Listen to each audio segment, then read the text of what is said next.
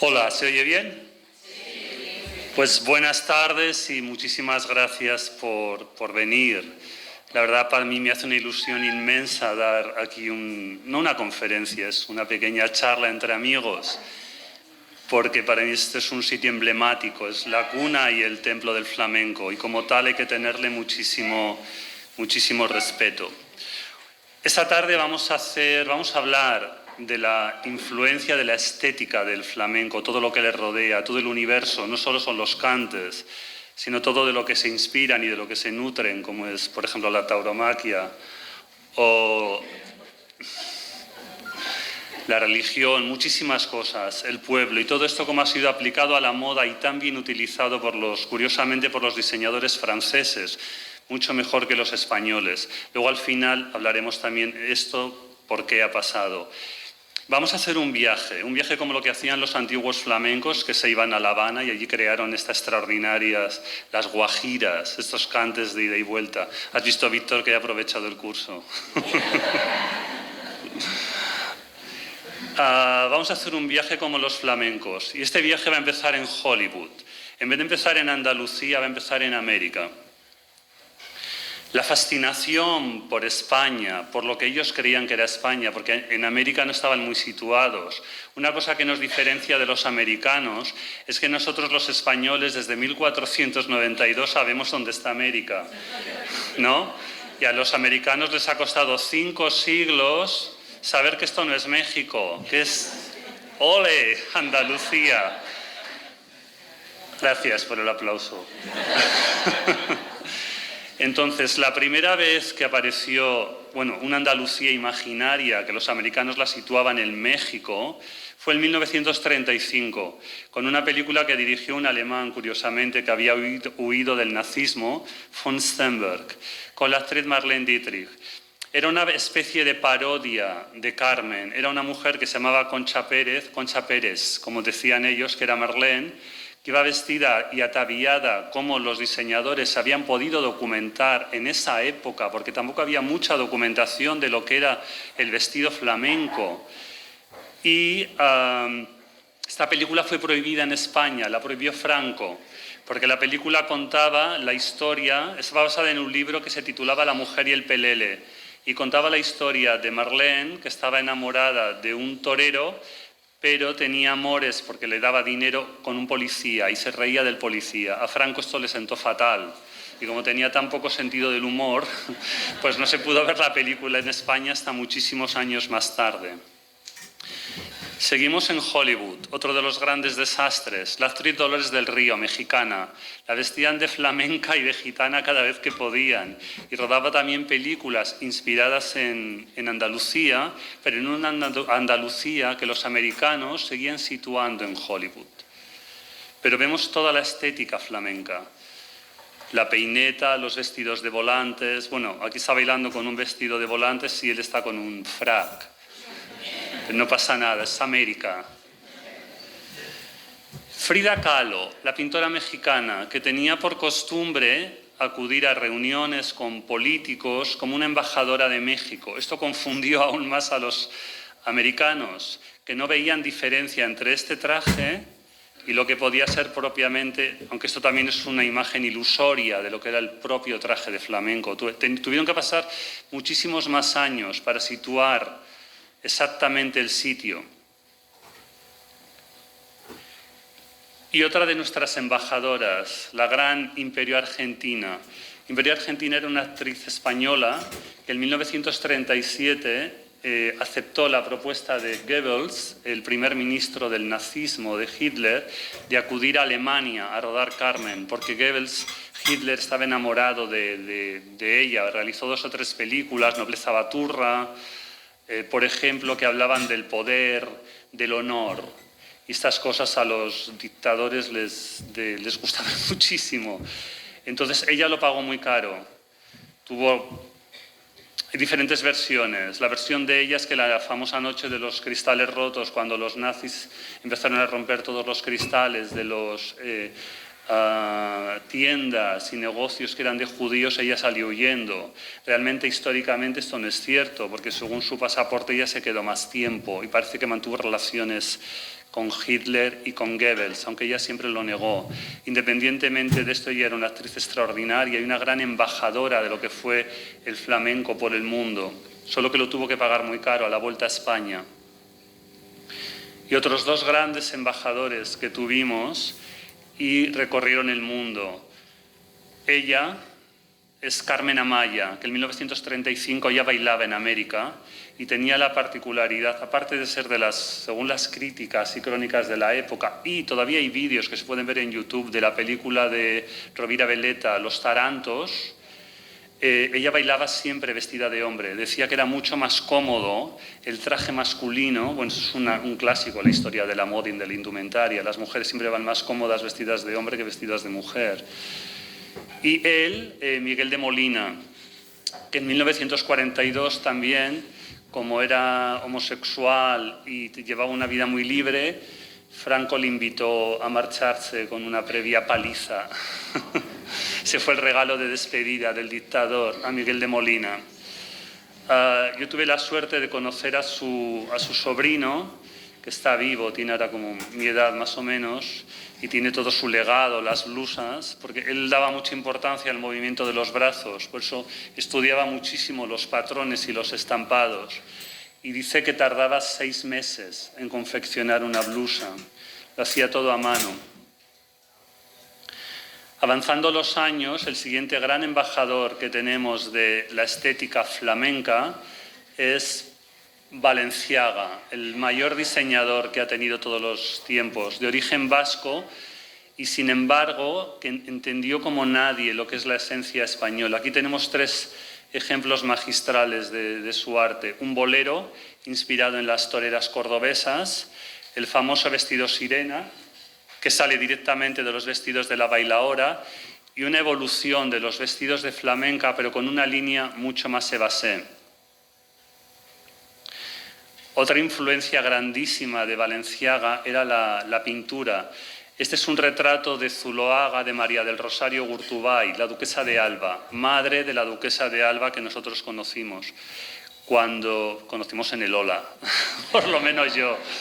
No tuve la suerte de ser invitada al Palacio y ver los Goyas. Cuando una imagen de este cuadro apareció en Vogue América, decía la duquesa de Alba, María del Rosario, vestida a la española con traje de bailar. Era la descripción que en América seguían entendiendo de lo que era un traje de baile. Y esta es la interpretación del vestido que hizo Balenciaga para Sonsoles Primo de Rivera, durante muchos años más tarde. Y estamos en los 70. ¿Qué pasa en los 70? A partir del 73, cuando empieza a decaer la dictadura y con la muerte de Franco, hay una cosa muy curiosa con el flamenco que no podemos olvidar.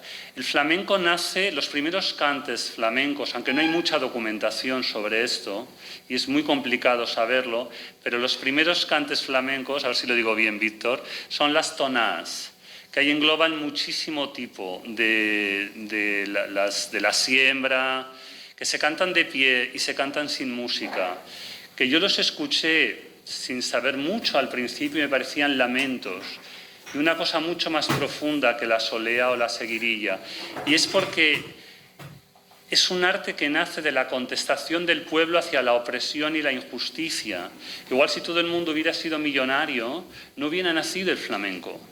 Pero es un arte que nace... Es un paralelismo muy importante con el expresionismo alemán. La pintura expresionista nació del grito de horror ante la guerra en los años 40.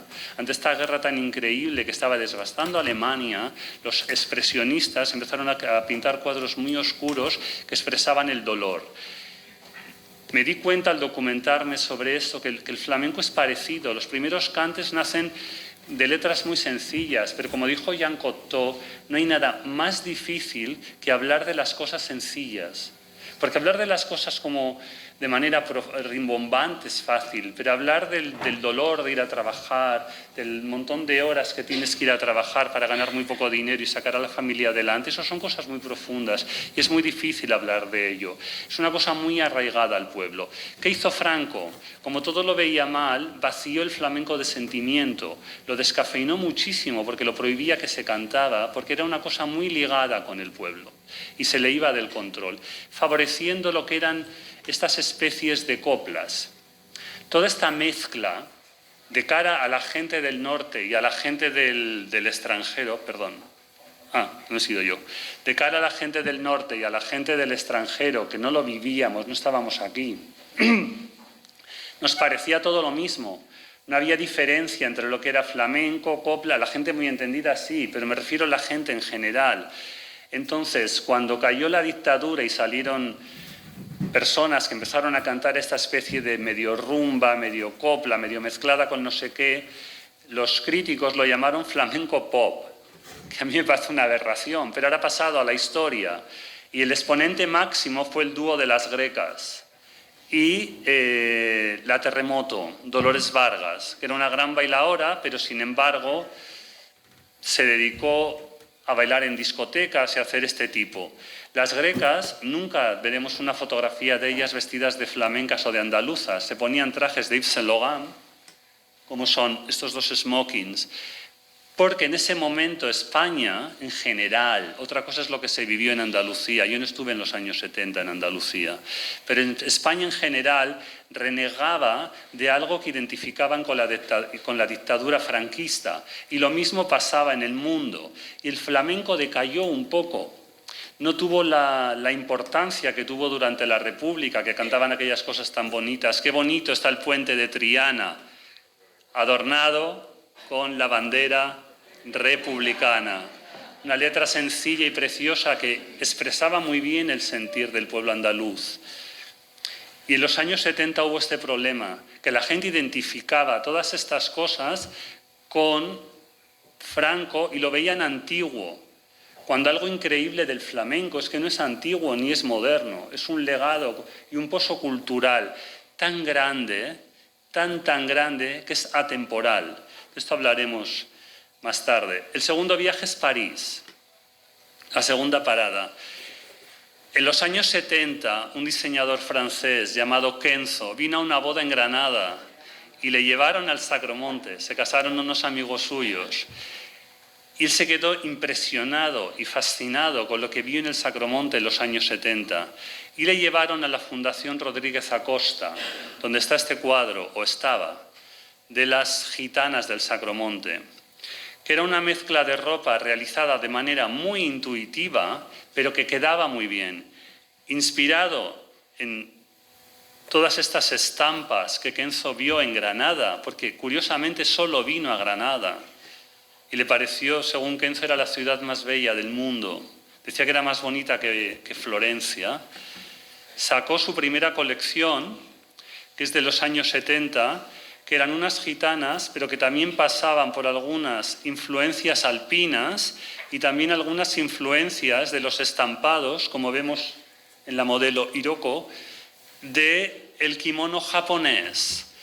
Si en algo era bueno Kenzo, es el mezclar culturas de una manera que todo quedaba bien. Esto también son dos ejemplos de las gitanas de Kenzo, que también eran gitanas que pasaban a través de los Balcanes. Porque él tuvo una impresión muy pura de lo que vio en el Sacromonte, porque no lo idealizó, sino que vio que la gente, de la misma manera que bailaban con una ropa, era con la ropa que también estaban por el día en la casa. No se vestían especialmente, según lo que cuenta Kenzo en las memorias, que aquí hay gente que seguramente me podrá explicar luego. No se vestían especialmente para bailar, sino era con la ropa, sus faldas de lunares, sus pañuelos que se ponían. La segunda gran impresión fue el modisto húngaro que vino a España y conoció a Lola Flores. Y según húngaro, dijo que era la persona y el talento más extraordinario que había visto nunca. Y empezó a coleccionar fotografías suyas e impresionado por los vestidos y el arte de esta mujer, que según los críticos no hacía nada bien, pero todo lo hacía bien. Yo lo comparo como con modelos que yo he trabajado muchas veces, que no tienen los ojos bonitos, que tienen la nariz fea y la boca es extraña y sin embargo es una belleza que no puedes olvidar, que para mí es donde radica la perfección, en los defectos y en sacar partido de ellos. Y basándose en ella, realizó varias colecciones. Es extraordinario cómo los franceses, al tener una mirada limpia sobre la estética flamenca, eran capaces de crear estas obras maestras. Que ves que es flamenco, que ves que es Andalucía, que ves que es Granada, Sevilla, cualquier feria de las que hay por aquí, pero es ropa que te la puedes poner. Te la puedes poner, depende de dónde vayas. Yo me la pondría, me gustaría tener un húngaro. ¿Por qué no? Según, usted que se ríe, según Oscar Wilde, un escritor, Oscar Wilde dice que solo hay una oportunidad para dar una primera impresión. Y esto es real, con lo cual vamos a dar la buena, ¿no? Otras dos piezas de la colección que Húngaro hizo inspirada en Lola Flores. De hecho, Lola Flores tenía muchas blusas de Húngaro y de Valentino. Y cuando yo trabajé con su hija Rosario, que le hizo unas fotografías para Marie Claire, y ya se había muerto Lola, le pregunté qué habían hecho con la ropa. Me dice, uy, mi madre, si la regaló toda. Dice, nosotros poniendo candados en los armarios para que no la cogieran y regaló toda la ropa a todas las amigas. Un gran museo. Y estos también son, a mí me parecen obras maestras de la conceptualización de la estética flamenca. Muchas veces, cuando la distancia, eso se lo explico yo mucho a mis estudiantes, que veo que aquí hay algunos, y que son el futuro. Cuando la distancia entre la inspiración, en este caso el flamenco, y la obra final es muy larga, pero sin embargo puedes reconocer de dónde ha nacido lo que tú has hecho. Eso es el verdadero talento. Estos son vestidos que vienen directamente de los trajes de bailaora, de los trajes de flamenca, pero no tienen nada que ver. Aquí estaba el talento de Húngaro. Esto es una cosa que mis alumnos sabrán lo que es. Es la página del sketchbook de John Galliano. John Galliano es un diseñador inglés que desarrolló lo máximo de su carrera en Christian Dior y realizó en la primavera del 2008 una colección inspirada en Andalucía, pero especialmente, otra vez, en Lola Flores. Cuando un diseñador empieza una colección, coge un libro que es su diario. Y entonces ahí empieza a escribir, a pegar trozos de tejidos, a pegar fotografías que le inspiren, incluso crea un mapa en la pared del estudio donde va pegando imágenes que le van inspirando, frases que lee y le parecen interesantes. Y todo esto conforma la galaxia creativa que llevará al final a crear la ropa. Esta es una página con dibujos e imágenes que John Galliano tuvo para crear esta maravilla. De esta imagen de Lola Flores sacó los peinados y los tocados y el maquillaje de las modelos. Y esta es la colección. Fue un éxito terrible. Primero porque se atrevió a hacer vestidos de sevillana, de flamenca, porque igual no es muy correcto decir sevillana. Con eso siempre hay que tener un poco de cuidado. Y menos en Granada. Transparentes de organza de seda. Esto fue una novedad increíble. Y segundo, por toda la exageración del pelo, el maquillaje, pero que sin embargo, cuando ves la imagen, yo tuve la suerte de ver este desfile y fue precioso.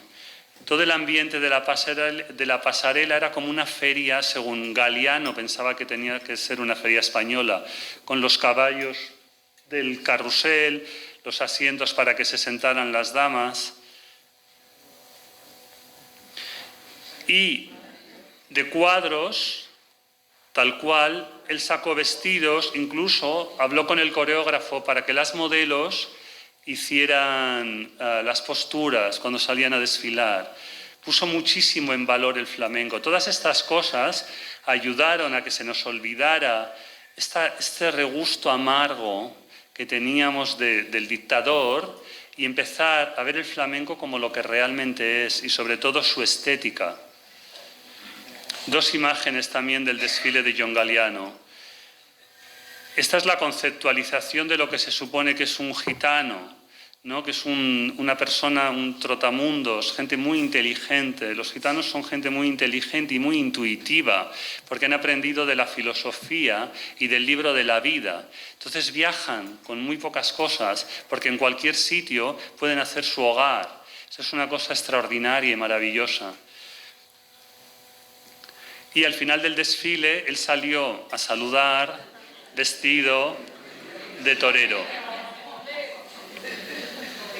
Y aquí entramos en un tema muy paralelo y muy inspirador del universo del flamenco, que es la tauromaquia.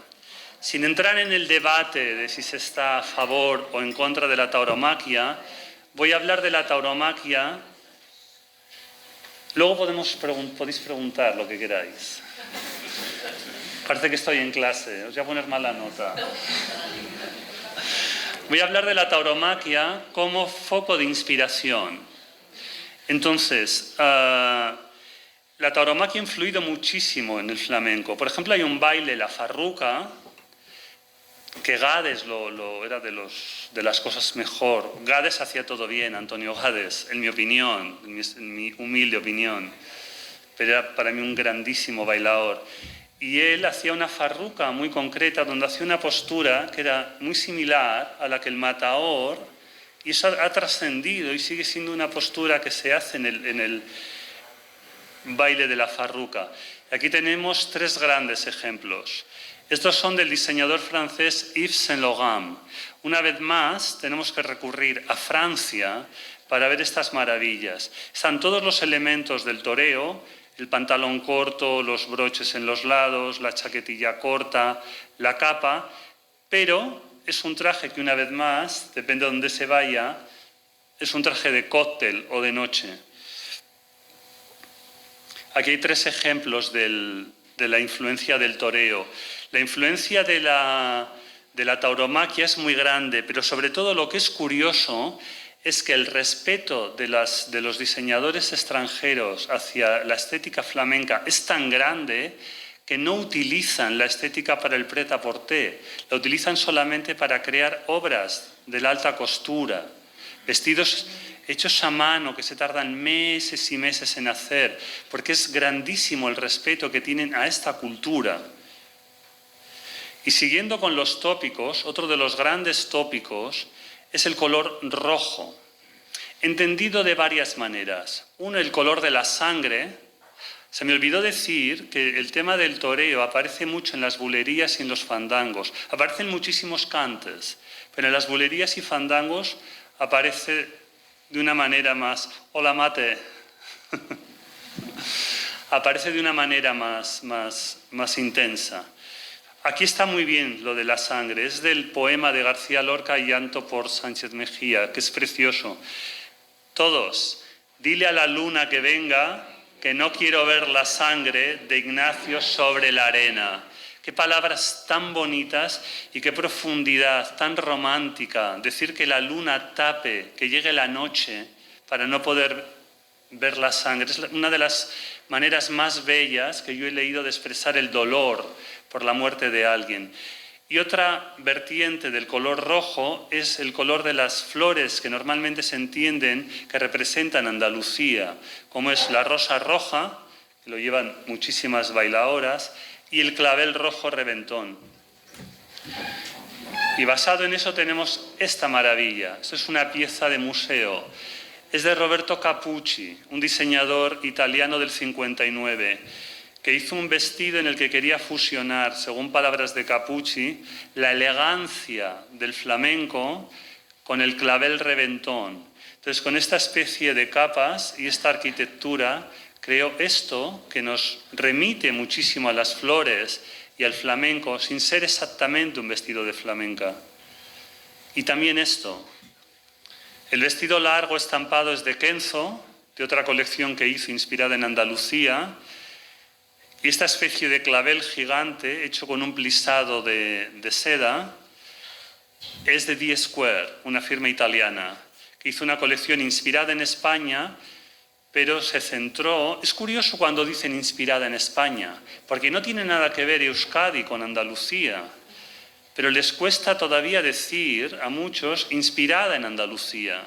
No porque no crean que no lo tienen que decir, sino porque piensan que España sigue siendo toda igual. Y aquí hay dos obras maestras de la costura. Christian Lacroix, un gran admirador y un gran taurino, es el único defecto que tiene. Y, como no, Valentino. Yo tuve la suerte de conocer a Valentino y le pregunté, porque hay un rojo que lo llaman rojo Valentino, y Valentino en todas sus colecciones saca como unos 6 o 7 vestidos rojos. ¿Por qué utilizaba el rojo? Y él dijo que cuando era muy niño, como con 6 o 7 años, su madre le trajo de vacaciones a Andalucía. Y lo primero que vio al llegar a Andalucía es a una mujer, según él, muy alta, muy delgada, vestida de flamenca con un traje rojo. La impresión fue tan fuerte que cuando 30 años más tarde empezó a hacer ropa, no pudo olvidar esa impresión que tuvo de ver a esa mujer con un traje rojo caminando por la calle. Imagino que iría a algún tipo de feria. Por eso hay un rojo ahora que es el rojo Valentino, pero que sepamos y que sepan ustedes que sale de España, de Andalucía, exactamente. Y estamos terminando el viaje. Llegamos a Milán. ¿Qué pasa en Milán?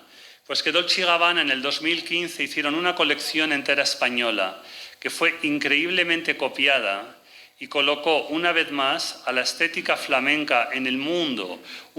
Cada vez que salen colecciones de este estilo, en Milán, en Italia, en Francia, suben las ventas de discos de flamenco y aumenta otra vez la curiosidad por saber en qué consiste esa cultura que resulta tan exótica a la gente que vive fuera. Ellos se inspiraron en todos los tópicos, los claveles, los lunares, los mantones de Manila, los toreros. Y esto es una anécdota curiosa. Cuando salió esta colección en el 2015, yo estaba trabajando en la revista Woman. Estas fotografías son mías. Entonces yo pedí hacer este reportaje, porque yo he sido un enamorado del flamenco desde niño. Y entonces empecé a buscar vestidos. Y en todas las colecciones extranjeras estaban llenas de vestidos de inspiración flamenca. Y no encontré nada en España. Busqué diseñadores españoles y había trajes de flamenca para bailar. Pero no había trajes en las colecciones de los diseñadores inspirados en el flamenco. Estas fotografías... El blanco es un vestido de Valentino y el rojo es el mismo del desfile de Dolce & Gabbana. El blanco está fotografiado en la cuesta que sube al Sacromonte, que se llama... La del que sube... la del Chapiz, sí. Sí. Y la otra está fotografiada en la Fundación Rodríguez Acosta. Esto es un traje de Marni y el sombrero nos lo prestó una tienda que hay al lado de la catedral, es la Fundación Rodríguez Acosta. Y esto es un traje de Dolce & Gabbana con un sombrero cordobés. Yo quería hacer unas fotografías muy austeras porque hubo varios reportajes ese año hechos en plazas de toros, en sitios tipo La Platería, pero más feos. Pero yo quería resaltar la espiritualidad que hay en Andalucía, no entendiendo a la espiritualidad como ser creyente o no, como religiosidad, sino esta cosa de respeto y de elegancia minimalista que hay en estas paredes blancas encaladas que proyectan esta luz tan bonita en verano. Esto es un traje de Loewe con una mantilla de una señora que conocí aquí, que hacía mantillas a mano, hizo para la reina Fabiola, para la reina Sofía, y vivía en una casa muy humilde y vendía las mantillas a 6.000 euros. Y para mí fue una lección de humildad y sobre todo de amar tu trabajo de una manera que no necesitas reconocimiento, sino que lo que eres feliz es realizando este trabajo. Esto es una cosa que digo yo mucho a los estudiantes, que no aspiren a llegar a Saint-Laurent o a Christian Dior, que si llegan está muy bien, pero que lo que es importante es vivir de lo que a uno le gusta, sin necesidad de tener que ser famoso. Para acabar este viaje, y luego haré una conclusión final, os pongo esta imagen de la Virgen del Rocío, porque Christian Lacroix, que vino mucho a Andalucía y que hemos visto varias obras aquí de él,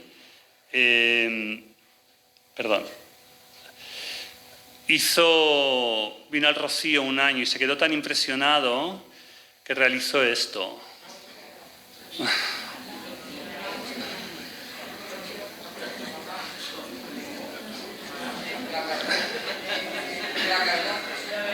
Es la colección de alta costura del 2009. A mí me parece este traje una de las obras maestras de la alta costura, pero quería escuchar las reacciones. Fue un traje muy polémico, porque se le acusó de apropiación cultural, que yo creo que esto no es justo, porque lo bueno del arte es que tiene que estar ahí como inspiración para que todo el mundo pueda disfrutarlo.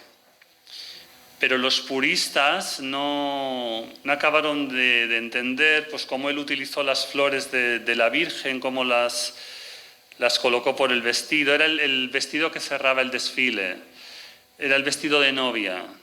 Y cuando salió el vestido se cantaba una soleá, mientras ella iba andando con el vestido. A mí personalmente me parece un gran vestido, cómo ha conceptualizado la santidad y la pureza.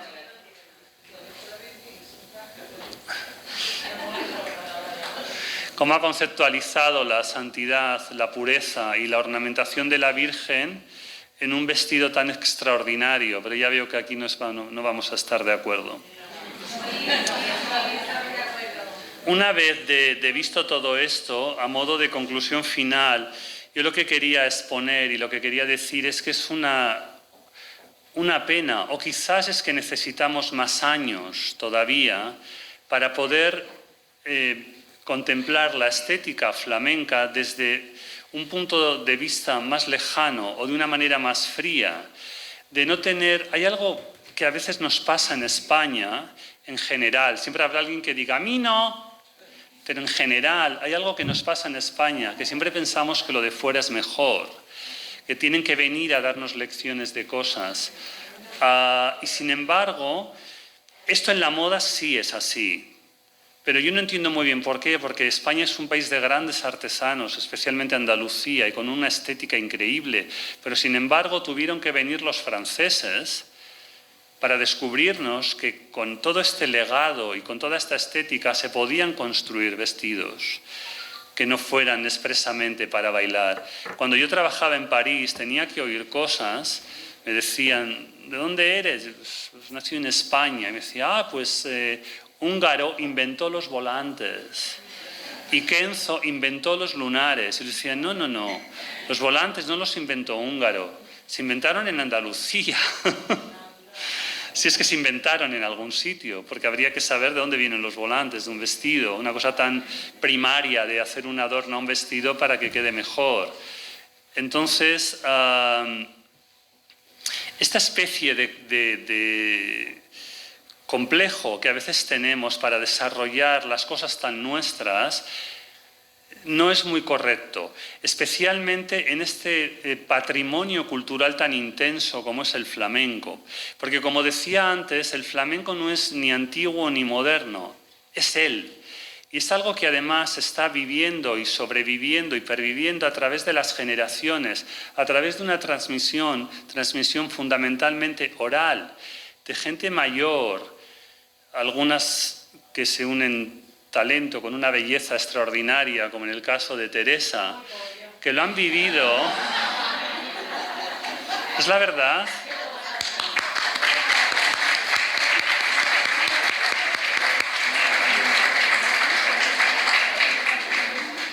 Que lo han vivido desde niñas en el Sacromonte y que tienen todo un legado y un pozo cultural que es muy importante que las generaciones jóvenes lo cuidarais y lo aprendierais, porque con el flamenco pasa algo muy parecido a lo que pasa con la ópera, que lo puedes escuchar enlatado, lo puedes escuchar en un disco, lo puedes escuchar en un vídeo, lo puedes ver en un vídeo y escucharlo, pero no es lo mismo. Hay otro tipo de cantes y de artes que tú lo puedes escuchar mientras estás limpiando o lo que sea y lo oyes, pero la música clásica y el flamenco, que es... Para mí tiene una entidad tan grande y tan poderosa como la música clásica. Hay que verla. O cuando una bailaora hace así. Eso es algo que se queda congelado en el aire, que es unos momentos y unos segundos de una emoción tan profunda que esto no se puede transmitir a no ser que se haga de manera oral, de las generaciones que estamos aquí. Nosotros nos iremos de aquí, pero esto seguirá.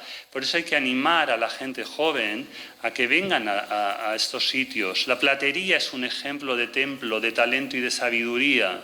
Por eso esto no debería de desaparecer nunca. Por eso vosotros, los estudiantes que estáis aquí, que sois el futuro, tenéis que aproximaros a toda esta estética tan grande y tan increíble para no tener que oír que todas estas cosas vienen de fuera y para no tener que oír que España es México. Y para que este legado que tenemos aquí, que esto es como la corona, no pertenece a los reyes, son sus vigilantes. El flamenco no nos pertenece, simplemente somos sus testigos, sus vigilantes y las personas que haremos que se transmitan hacia otras generaciones. Gracias.